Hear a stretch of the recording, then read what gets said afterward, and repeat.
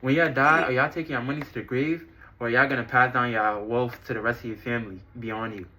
Personally, for me, I don't know if my great great grandson is even seeing a fucking dime because that nigga was not in no trenches with me. I was eating frosted flakes for breakfast, lunch, and dinner. Damn near going to sleep, waking up in the middle of the night talking about that's great because I thought I fucking Tony the Tiger. But if you want to make sure that your wealth remains intact after you pass on and that you could build generational wealth for the family beyond you, you need to fuck with some shit called trust because this is what a lot of rich niggas use to keep their wealth intact and not only keep it intact but to avoid a lot of taxes. And I'm going to break down to you exactly how this works because with trust, the wealth and the assets within the trust does not belong to a specific single individual. It belongs to the whole group of beneficiaries.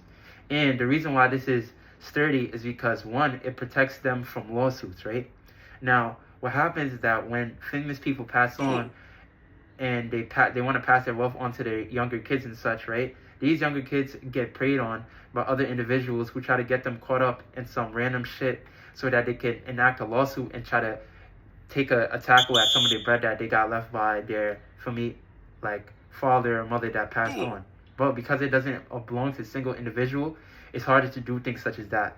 And additionally, this is the same reason why it's easy to avoid taxes because taxes usually enact when the wealth and assets are directly passed on from one individual to another.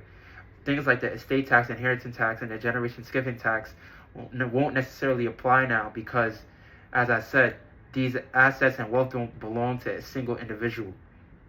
And to make sure that your wealth remains intact, because as y'all know, for me, niggas that win the lottery, for me, they win mad bread. And a lot of them end up going broke afterwards, like 5-10 years later, because they didn't know how to manage their money. You set rules within your trust. And you have a person that you entrust the enforcement of these rules to called a trustee, right? So think about Ghost, right? Ghost and Tariq.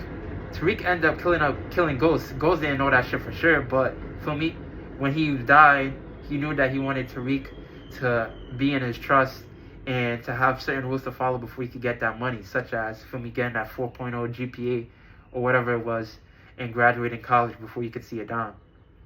And that random black nigga that was making sure that Tariq followed these rules was that trustee.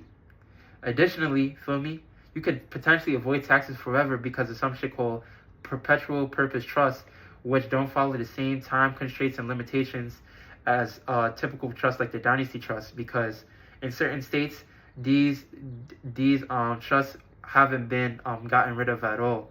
And for me, if the trust never ends, then these assets are never necessarily passed down, so they avoid taxes. And a couple states still follow this today.